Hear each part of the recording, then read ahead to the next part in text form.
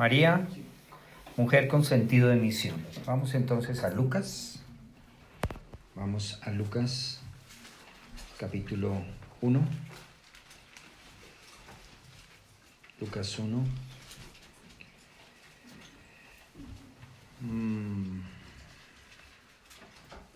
Versículo 38. Entonces María dijo: He aquí la sierva del Señor, hágase conmigo conforme a tu palabra. Y el ángel se fue de su presencia. La encarnación comienza con prestar el útero. Allí comienza la encarnación. Ese es el inicio de toda encarnación. Hay veces que nuestros úteros están muy ocupados, tienen muchas cosas. Y entonces no puede haber gestación. O a veces el útero tiene dificultades para el embarazo. O a veces hay otros elementos que no tienen que ver directa con el útero, pero están asociados con el útero. Un ginecobstetra me decía que, aunque parezca muy insignificante, cuando sacan el útero, hay muchas cosas que cambian. Sobre todo el soporte donde descansa la vejiga, cuando se han desarrollado los músculos que la sostienen, que se llaman los músculos pubococcígeos. Entonces la vejiga descansa sobre el útero, y al sacar el útero, que es como una perita así de grande como su mano, solamente que es un músculo que crece con el embrión adentro, entonces al sacar el útero se descarga la vejiga y muchas veces se produce un prolapso vejical, o sea, la vejiga tiende a salirse. Además de eso, me decía este hombre que el útero estimula también la función de los ovarios con algunos movimientos.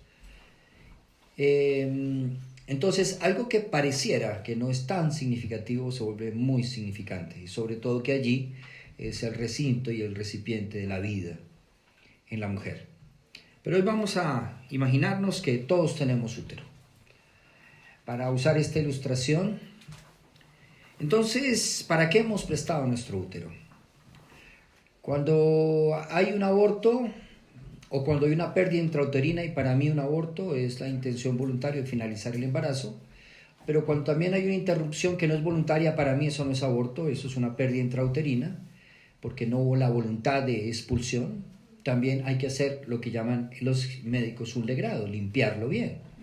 Dios hace muchas veces nuestros legrados, nos limpia, porque no puede colocar vino nuevo en odres viejos, no puede colocar un vino nuevo en un útero viejo, en un útero que no está preparado para. Pero miremos cómo aquí la edad no importa. Miremos un contraste entre Elizabeth y María. Elizabeth hubo una experiencia sobrenatural. ¿Y cuántos años tenía Elizabeth más o menos? ¿Cuántos años creen ustedes que tenía? ¿Cuánto?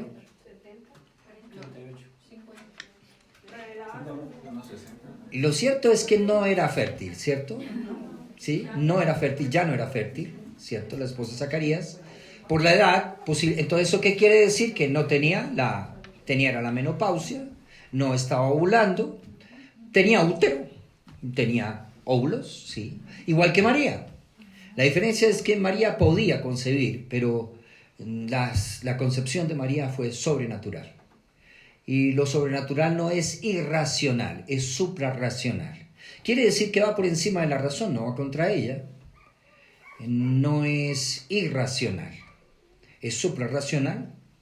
El evento fue que de allí, en esa concepción, queda embarazada María, pero también Elizabeth, fuera del tiempo de las mujeres, como relata el texto bíblico, quedó embarazada. El tema es que igualmente Dios puede usar el útero infértil o puede sobrenaturalmente generar una fertilización. Entonces, ¿con qué nos encontramos? Que todo útero es funcional para Dios. Usted no me saque con el cuento de que usted es muy joven o que ya está muy vieja, porque ni lo uno ni lo otro Dios lo acepta. O sea, su útero está dispuesto, eso es lo que Dios quiere, un útero dispuesto, no un útero capaz, ¿sí? Porque entonces pensamos, es que yo ya no, o cómo va a ser esto, entonces esto, y es que yo ya inútil soy. Ese no es el pensamiento de Dios para usted. Ese es su pensamiento, que no honra a Dios. Ahora, el primer sentido, Dios no piensa tanto en lo que usted pueda hacer, sino en lo que Dios quiere hacer en usted. Porque es que usted primero que se centra es en lo que Dios va a hacer conmigo. Ese no es el pensamiento divino para mí. El pensamiento divino es qué va a hacer, ser, no hacer. ¿Quién quiere yo? ¿Quién quiere Dios que yo sea? No qué quiere Dios que yo haga. Solamente la mujer es muy dada a eso, a hacer. Sí, nosotros también los hombres, pero no es más sino ver el texto de Proverbios 31, la mujer virtuosa, y lo primero que piensan es, pero ¿quién va a hacer todo eso? Lo primero, ¿no? ¿Quién va a hacer? Esta mujer hace de todo, eso no es posible. No, el énfasis en este texto no es qué hace, sino quién es. Es la mujer que teme al Señor, esa será alabada. Es la mujer virtuosa, llena de virtudes. Sí, es desde allí que surgen los haceres. Pero entonces estamos preocupados por lo que va a hacer, y más cuando usted siente que es validada por lo que hace. Y es una cultura en la que nos validan es por lo que hacemos, ya no por lo que somos. Nos validan por lo que sabemos, por lo que tenemos, no por lo que somos. Y Dios está desinteresado en lo que tú eres. Eres hija, eres hijo amado, amada. Eso para Dios es lo más importante. Después de eso vienen los haceres. Pero si usted está centrado en el hacer, ahí sí diría, es que yo ya no sirvo para hacer nada. Sí, si usted antes no es, no puede hacer. Entonces encontramos allí dos concepciones diferentes. Ahora, esta proyección que usted tiene se proyecta también en el Evangelio. Entonces, es un Evangelio de hacer. Y lo que el Evangelio es de ser. Predicamos, dice Pablo, a Jesucristo. A Él predicamos. No hacemos proselitismo a una congregación. Eso es constantinismo. ¿Qué fue lo que hizo Constantino? La extensión del cristianismo, sí. Entonces surgieron las cruzadas, que en nombre de Dios se mataba a todo el mundo, ¿cierto? Pareciera que estamos haciendo lo mismo. Y resulta que no es la expansión del cristianismo, es la comunicación del Evangelio. Es que vamos a cristianizar a los políticos, a los actores de televisión. Es que hay que extender el cristianismo a todos los lugares. Eso se llama constantinismo. Y eso trajo mucho daño. Sí, en nombre de Dios se mató mucha gente. Y puede ser que ahorita no los estemos matando, pero lo estamos matando también con la lengüita que tenemos. Sí. Comunicamos el Evangelio, pero el Evangelio no es una proclamación verbal únicamente. Porque eso es una transculturización de un modelo de evangelio que no pertenece al bíblico. Pertenece a una misión transcultural que nos llegó de Estados Unidos, donde la proclamación del evangelio se reducía a lo que usted decía. Y más o menos sobre el 74 hubo un gran encuentro, sí, 74 más o menos, en donde la fraternidad teológica latinoamericana surge buscando una identidad latinoamericana, sí, porque la estábamos perdiendo, una teología latinoamericana. Y entonces desde allí surgen muchos elementos de la evangelización que desafortunadamente no ha penetrado en nuestra sociedad colombiana, en donde la evangelización es más que una proclamación verbal. Es una proclamación verbal, pero es más que eso. Entonces mire lo que dice René Padilla. Dice, no hay lugar para la evangelización que, al pasar junto al hombre que fue asaltado por los ladrones mientras descendía a Jerusalén a Jericó. No hay lugar para la evangelización que, al pasar junto al hombre que fue asaltado por los ladrones mientras descendía de Jerusalén a Jericó, ve un alma que debe salvarse, pero pasa por alto al hombre. Entonces hay que salvar almas. No. Hay que redimir al ser humano, ¿sí? Entonces muchas de nuestras canciones están permeadas con el término álmico. Y lo que proyecta es precisamente eso.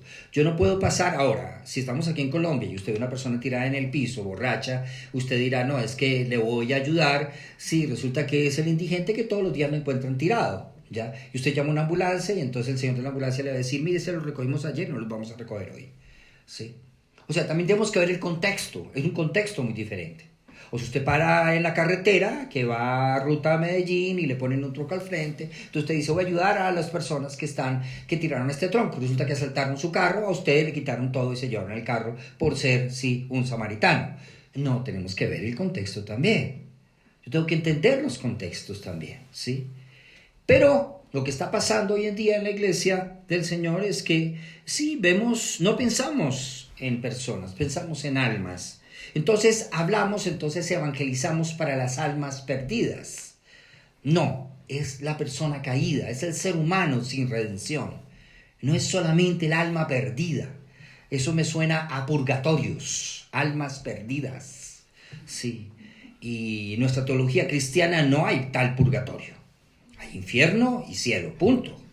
Pero no hay tales purgatorios. Entonces encontramos que esta mujer, María, tenía un claro sentido de misión realmente. Esta mujer sabía, por eso es que en su confesión dice, hágase conmigo conforme a tu palabra. ¿Ya? Y allí la sierva, primero que todo, sierva, ¿sí? ¿Sierva de qué? Lo primero que tenemos que aprender a servir es a la palabra y al Dios de la palabra.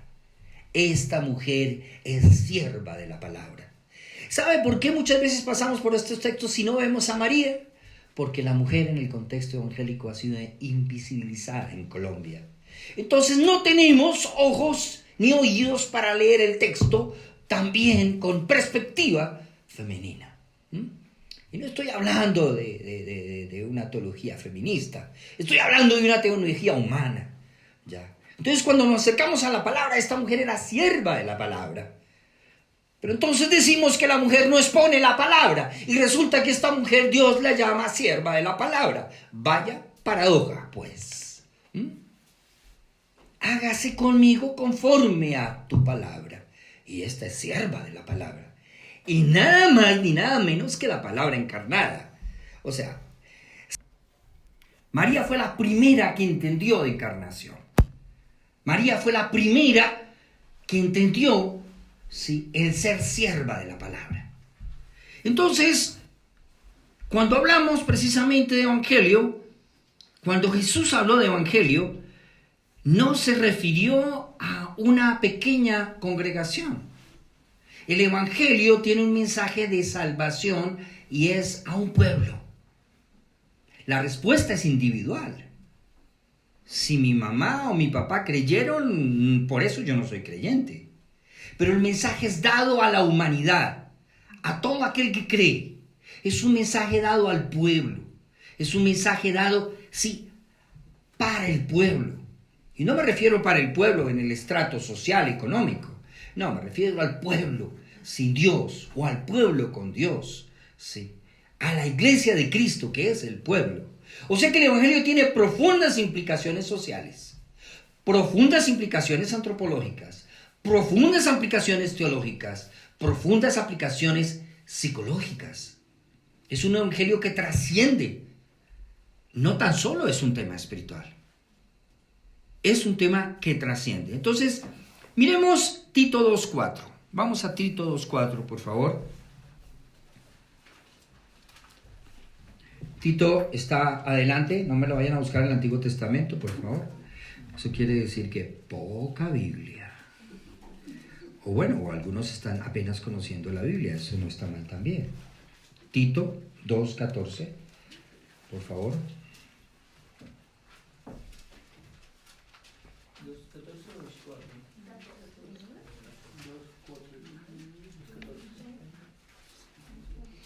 2.14. Tito 2.14.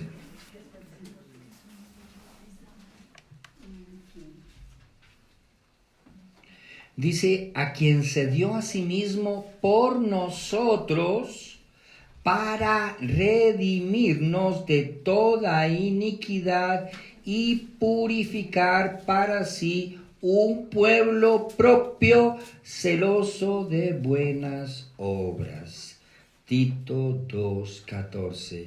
Se dio a sí mismo por nosotros para redimirnos de toda iniquidad, redención, y purificar, purificación, para sí, purificar y redimir para sí un pueblo propio, celoso de buenas obras.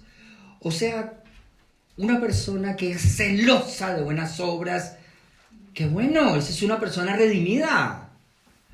Pero tenga cuidado cuando usted quiere ser celoso de buenas obras para ser redimida. No, la redención ya se dio. En la naturaleza de nosotros, los redimidos, está el hacer buenas obras. Pero esas buenas obras no son para buscar mi propia justicia, sino porque soy ya justo, entonces soy celoso de buenas obras.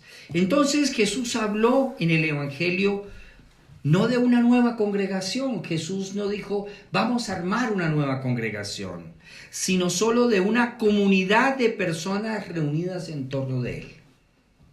Él es nuestro centro, es nuestro eje, razón por la cual aquí está este gran nombre que mi esposa sí lo mandó a hacer y dijo, quiero que eso sea grande, y por eso es que ustedes se encuentran que dice Jesús, gracia derramada. Sí, no es porque qué bonito el tono azul, y este es un trabajo que hicieron con algunas mujeres de la comunidad. Sí, Jesús, gracia derramada, y por eso es que tenemos este nombre aquí, Jesús, porque ese es el centro.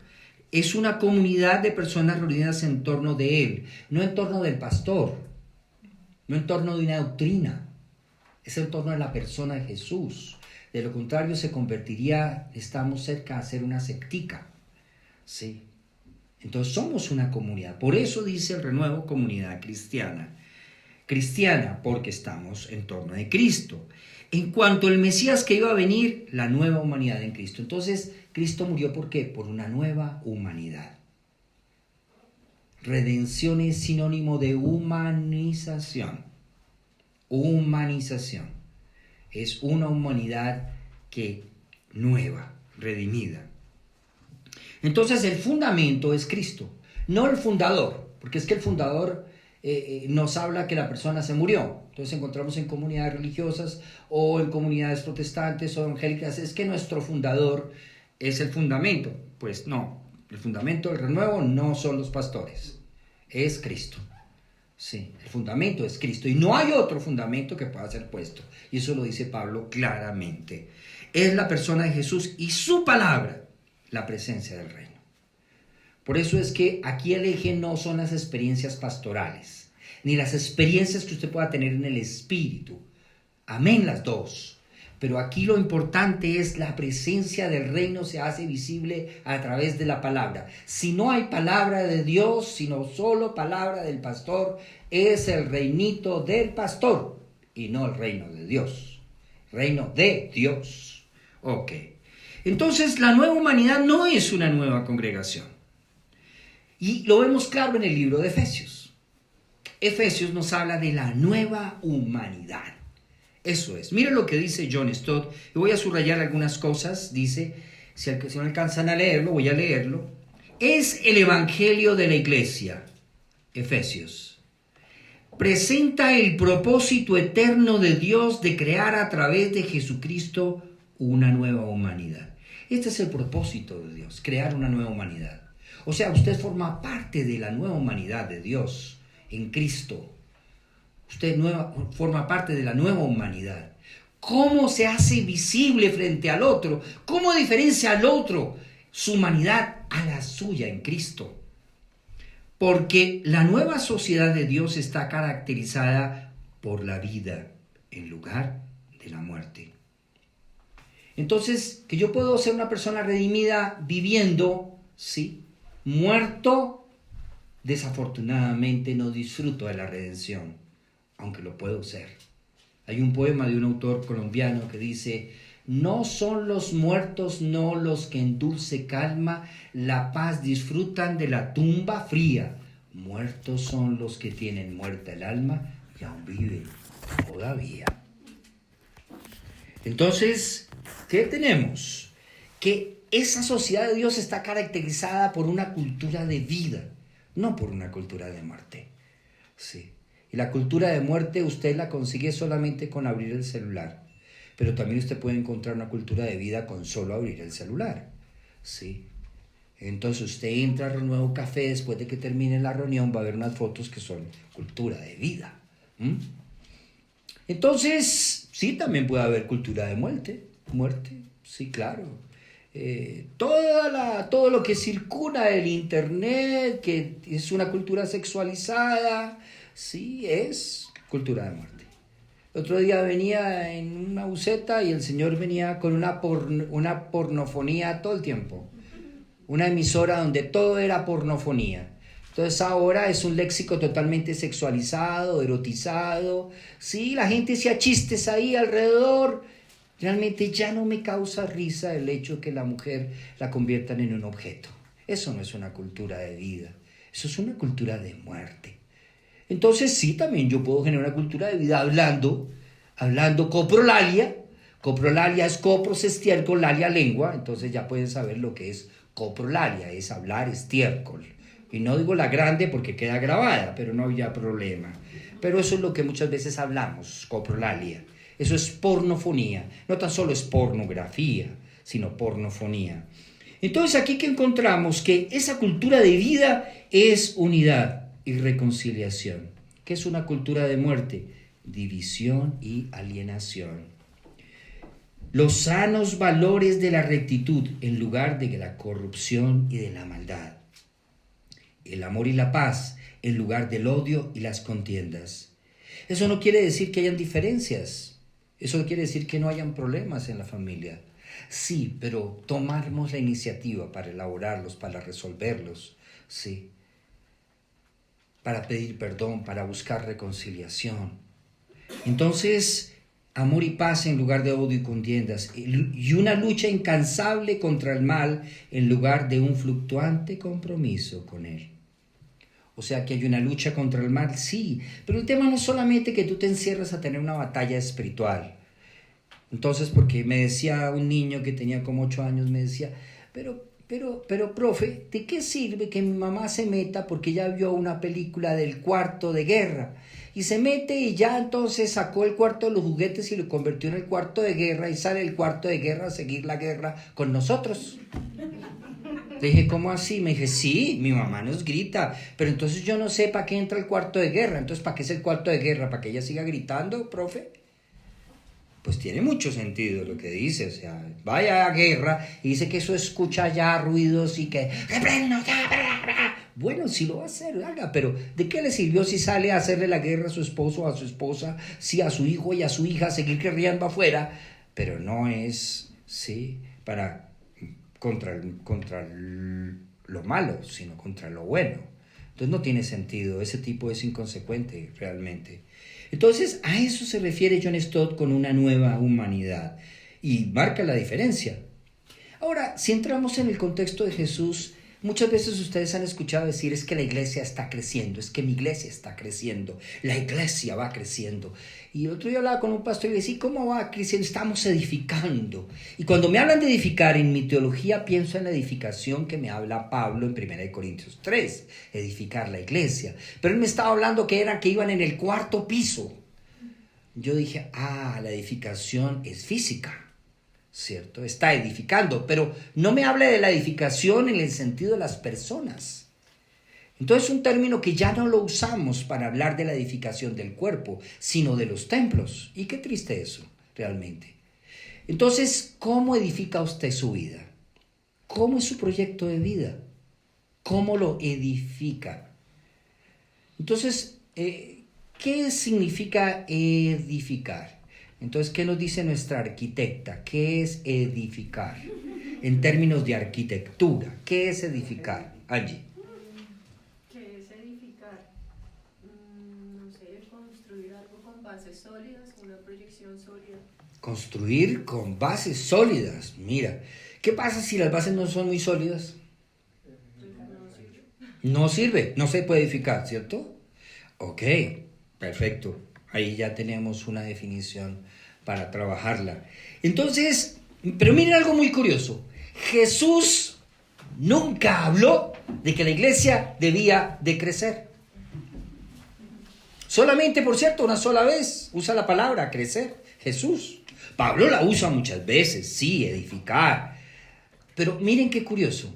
Jesús no se centró en el crecimiento de la iglesia. Jesús se centró en el crecimiento del reino, no de la iglesia. Si el reino crece, crece la iglesia. ¿De qué me sirve un montón de gentes embutidas en una bodega si no crecen en Dios? De nada sirve. El embutimiento no sirve para nada.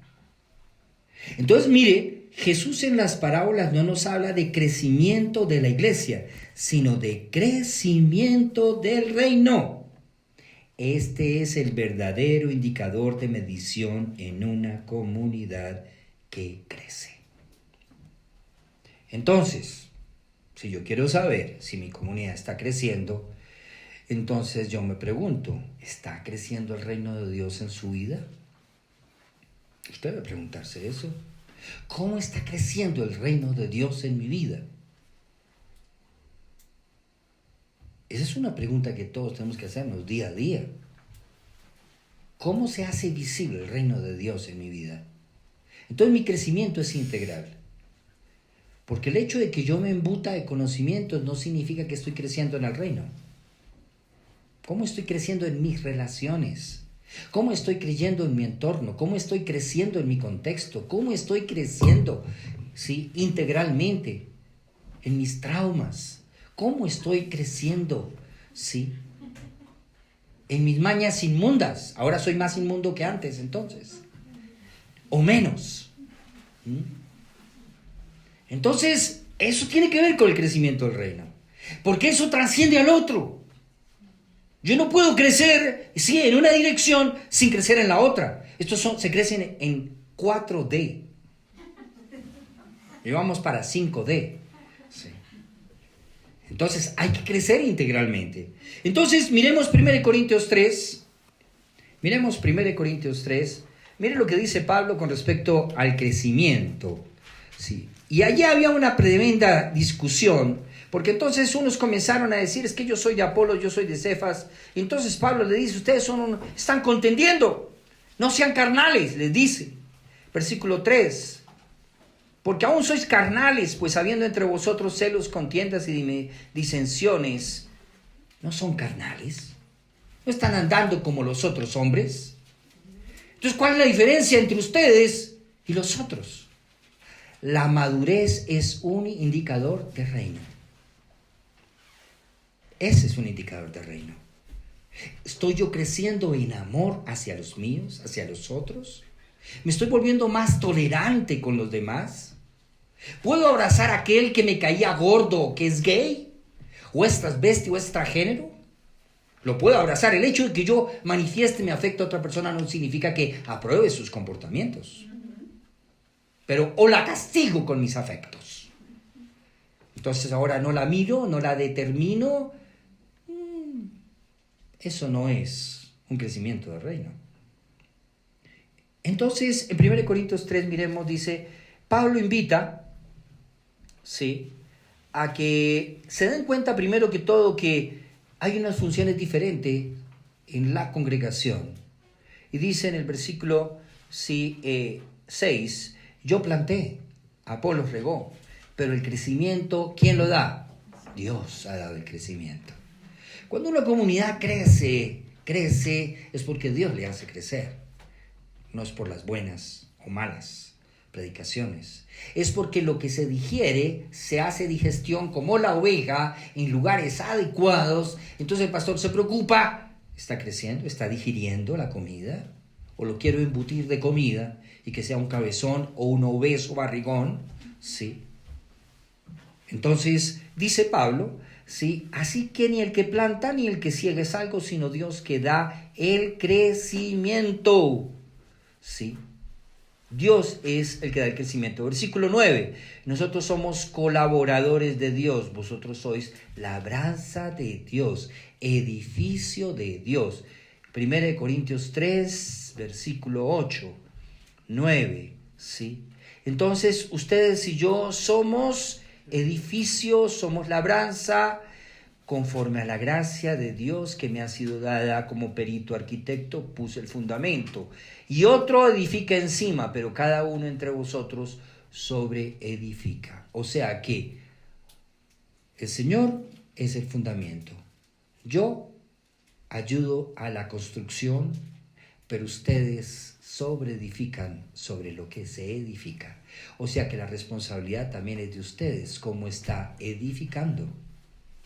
¿Sí? Aquí la responsable no es solamente nuestra arquitecta. Todos somos arquitectos de nuestras vidas, porque el fundamento ha sido puesto. Entonces, qué bueno tener eso en cuenta. Pero, ¿cuál ha sido el problema que tenemos con ese fundamentalismo teológico en nuestro contexto colombiano? Porque estamos hablando de nuestra Colombia. Y quiero leerlo, lo que el problema identifica Harold Segura en su libro La Iglesia en la Era del Vacío. El movimiento evangélico fundamentalista redujo las necesidades humanas a las carencias del alma. Por eso es que hablamos de álmicos. Entonces todo está reducido a las necesidades espirituales. Desconociendo la rica antropología bíblica en la que no hay lugar para dicotomía, para opuestos, alma y cuerpo. Entonces por esa razón es que en muchas comunidades no se habla de lo físico. No se habla de la corporidad, no se habla de la sexualidad, porque eso es opuesto al espíritu. O como un pastor que me manda una parejita y entonces me dice, allá le mando para que usted trate las cosas que tienen que ver, ¿sí?, con el conflicto en la relación de pareja. Yo le dije, pastor, yo necesito que usted acompañe este proceso. Me dice, no, estas no son las cosas del espíritu.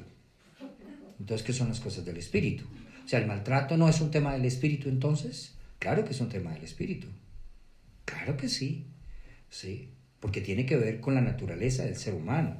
Y la redención fue total, y la redención tiene que ver con un asunto espiritual. No fue parcial. Sin resurrección no hay redención. O sea que nosotros vamos a resucitar. El cuerpo tiene un significado muy especial en la teología evangélica. Entonces, dice, desconociendo la rica antropología bíblica en la que no hay lugar para las dicotomías entre el cuerpo y el alma, entre razón y emoción. Porque entonces construimos una teología muy emocional, ¿no? Como hablábamos. Entonces, tremendo culto, tremendas canciones y cómo te fue. Entonces, yo muchas veces les he dicho, o sea, se imagina que el ángel se le apareció a María y María va donde Elizabeth y Elizabeth le pregunta, ¿y cuál es el mensaje? Y María no tenía ni idea del mensaje, porque María se quedó fue en las vestiduras del ángel, en la espada del ángel, en las estrellitas voladoras que estaban alrededor de ella, en el piso que levitó, y se le olvidó el mensaje a María. Y resulta que lo más importante era el mensaje. Entonces ella se quedó fue en la experiencia espiritual y la experiencia emocional. Y eso es solamente una forma, no más. Eso no era lo más importante. Entonces quedamos en que precisamente lo espiritual es diferente a lo material. No es diferente. Es una de las dimensiones del ser. Lo mismo que el cuerpo es una dimensión del ser. La iglesia es señal audible y visible del reino de Dios. Ojo, es señal audible y visible. La misión de la iglesia es ser instrumento del reino, enviada para ser testimonio de su amor, de su vida, obras y sus palabras. Mire el problema que hemos tenido. Usted cree que toda relación que tiene es para aprovechar y predicar el evangelio. Entonces usted se sube en un bus y la persona que está al lado está leyendo Zaratustra. Sí, o está viendo El extranjero de Camus y usted lo mira y le dice, ¿y tú sabes que esas cosas no son de Dios? Yo te quiero hablar de algo que sí es de Dios. Entonces, ¿qué es lo que se convirtió en esa relación? En un proselitismo. ¿Pero por qué proselitismo? Oye, qué interesante es, ¿qué lees ahí? Leo a Camus. ¿Y te llama la atención Camus? Sí, me llama la atención. Camus, El extranjero. Sí, oye, ¿qué te llama la atención de él? Sí. ¿Y por qué te gustan? Listo, entonces, no, Camus, Nietzsche. ¿Y por qué te gusta Nietzsche? No, me parece interesante, porque Dios está muerto. Ah, Dios está muerto. Sí, ¿por qué crees que Dios está muerto?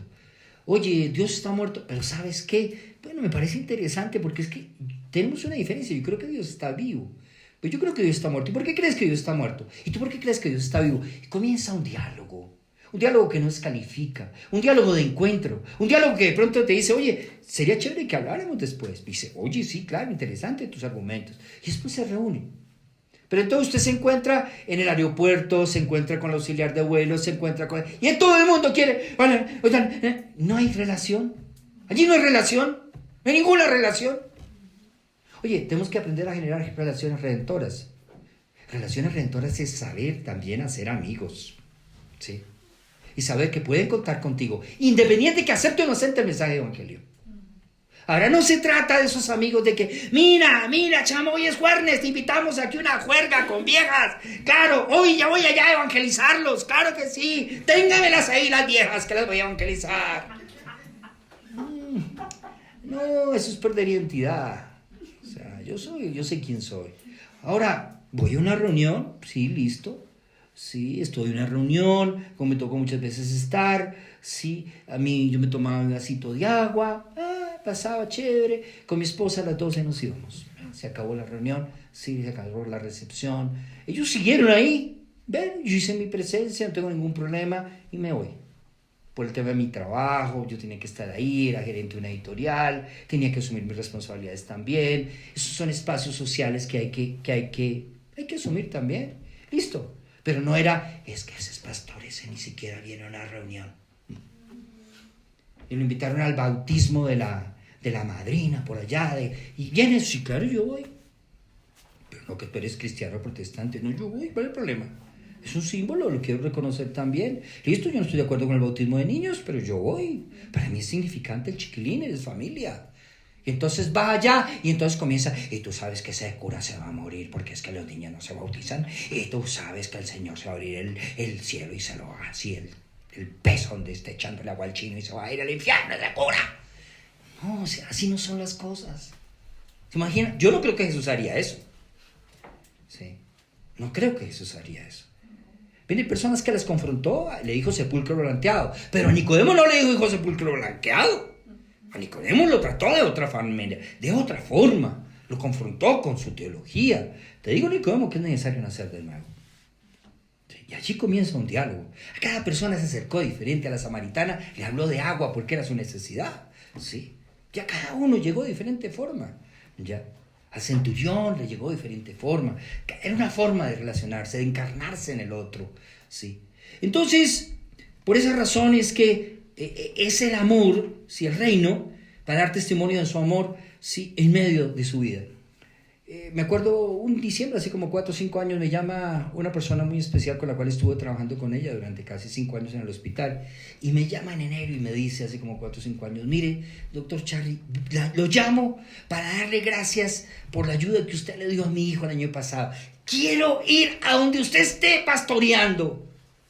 Y, doctora, gracias por el reconocimiento. Sí, no importa a dónde tengo que ir, pero yo quiero aprender de eso que le da ganas a uno de darle al otro.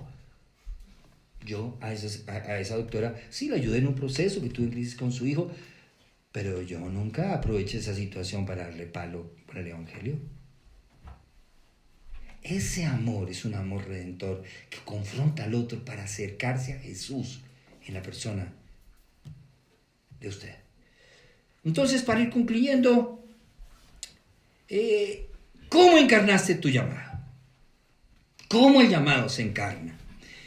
El llamado y la misión se construyen desde la comunidad y la comunión con los elegidos. Esto lo dice el libro Haciendo Teología con María. ¿Dónde descubro cómo voy a prestar mi útero? Y María, fíjate, María tenía conocimiento de las Escrituras. María formaba parte de una comunidad. Entonces, aquí no se trata de que usted venga y entonces, ¿qué me pone a hacer? ¿Cuál es mi ministerio, pastor? ¿Cuál es mi servicio, pastor? ¿En qué hago? ¿Tengo ministerio con mujeres solas y humanas, con parejas, con...? No, a mí me interesa es primero que usted se encuentre con usted mismo y que descubra lo que Dios le ha dado a usted. Primero que todo, usted tiene que descubrirse a sí misma. Sí, que este es un espacio de servicio, sí, todos servimos, claro. Pero usted tiene que descubrirse y tiene que, eso se construye en la comunión con los... Por eso es que cuando usted viene acá, usted no viene a escuchar una predicación, a escuchar un sermón. Eso usted lo puede hacer desde su casa, no tiene ningún problema. Usted viene a hacer comunidad y a tener comunión. afuera y adentro.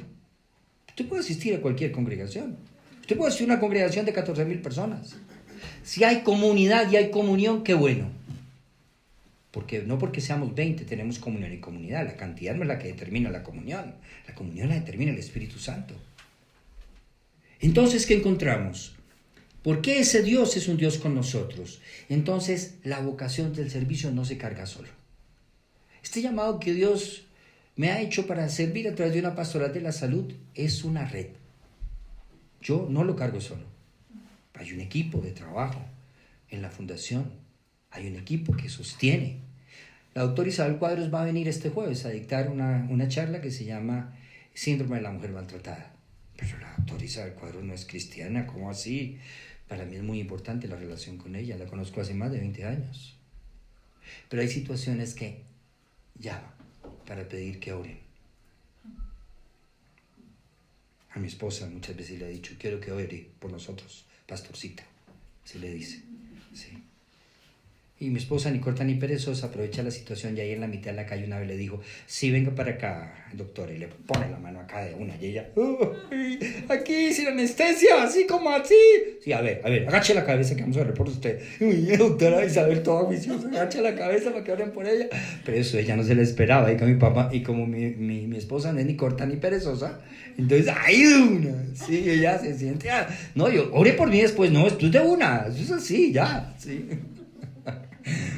Entonces, es un tema de conciencia situacional. ¿Qué es conciencia situacional? Hablar estos días con un piloto, ellos también usan ese término, y es que si un piloto no tiene conciencia situacional, es uno de los indicadores para saber si realmente cómo ubica el entorno, cómo ubica el contexto y cómo se relaciona con el copiloto, con los auxiliares de vuelo. ¿Qué conciencia tiene del ambiente, del entorno interno, externo del avión?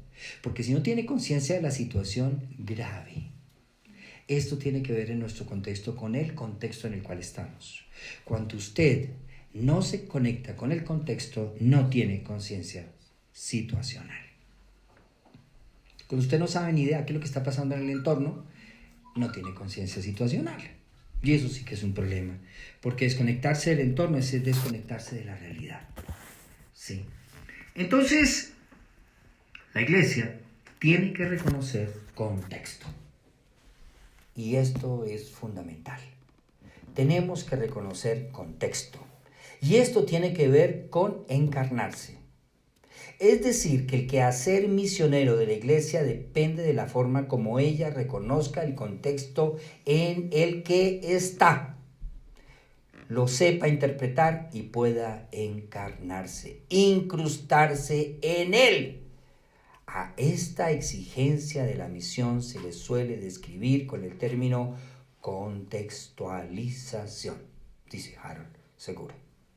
El tema de ser contextuales, conectarnos con el interno, es un tema de encarnación. Por eso, y no voy a entrar ya por el tiempo, en Efesios encontramos aquí, estas diapositivas yo se las voy a mandar igual como hice con las otras. Entonces encontramos que Efesios nos habla de la nueva humanidad.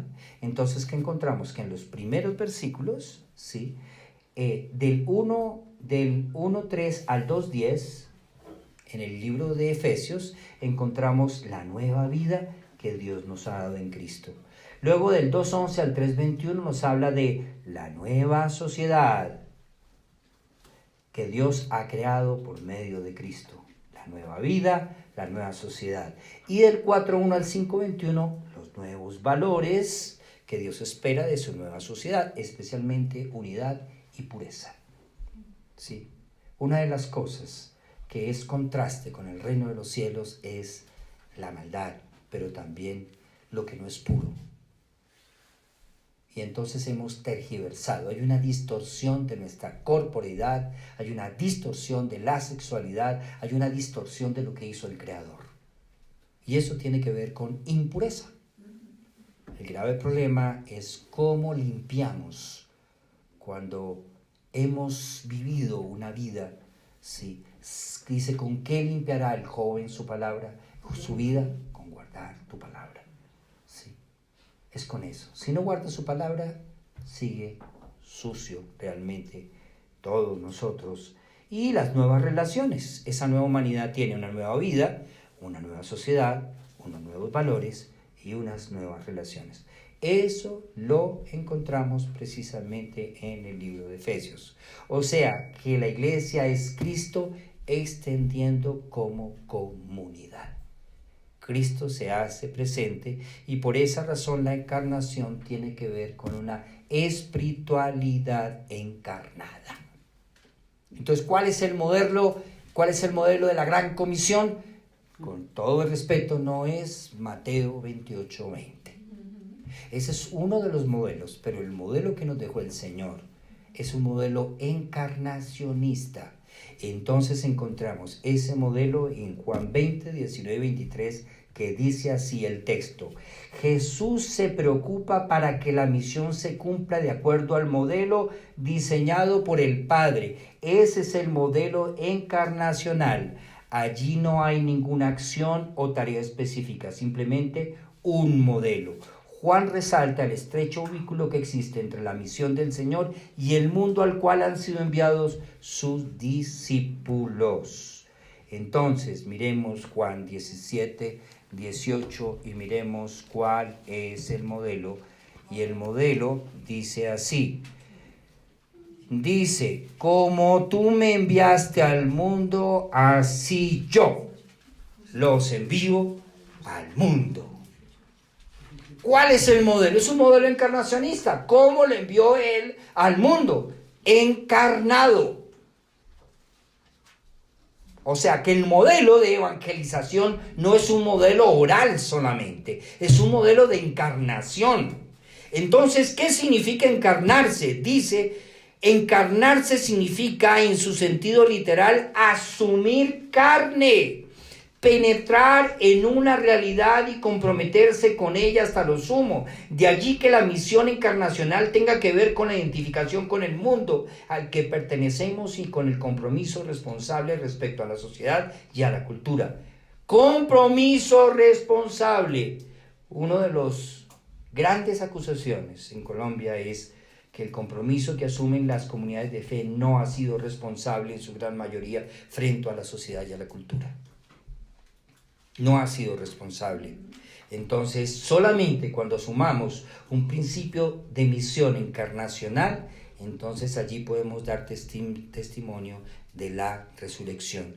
Precisamente, fíjense, la iglesia es el cuerpo. O sea que solamente hablar de cuerpo ya es una figura encarnacionista, porque es el cuerpo. Y el verbo se encarnó, se hizo cuerpo, se encarnó, se humanó. O sea que la misión de la iglesia es una misión encarnacionista. Es un tema relacional, no es solamente un tema verbal. Entonces, si el fundamento de la iglesia no es Cristo, no está siendo edificada. Su fundamento, entonces, es un cristianismo cultural. Si el fundamento no es Cristo, es una denominación, es una doctrina, es una persona, son los dones del pastor, porque muchas veces una comunidad gira en torno a los dones del pastor y no en torno a Cristo. Por eso es que nuestro eje y nuestro centro es el Dios encarnado, el hecho carne que habita entre nosotros. Vamos a inclinar nuestro rostro para darle gracias al Señor por esa encarnación.